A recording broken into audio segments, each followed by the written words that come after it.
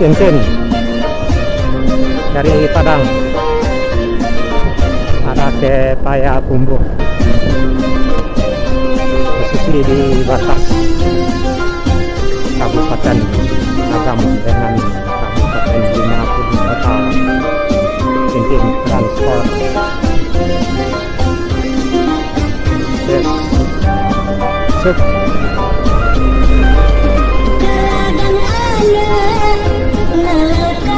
Teman-teman yang mau ke Padang dari Payakumbuh atau dari Bukit Tinggi ya, bisa naik PT Tintin yang dari Payakumbuh,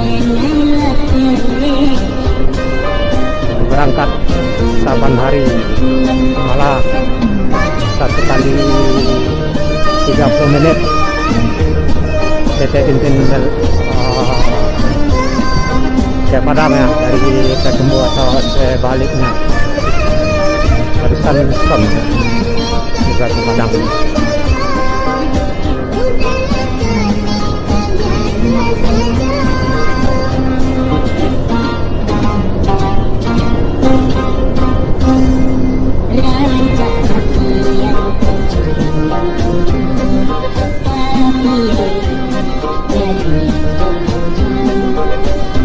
Warnanya khas merah putih ya.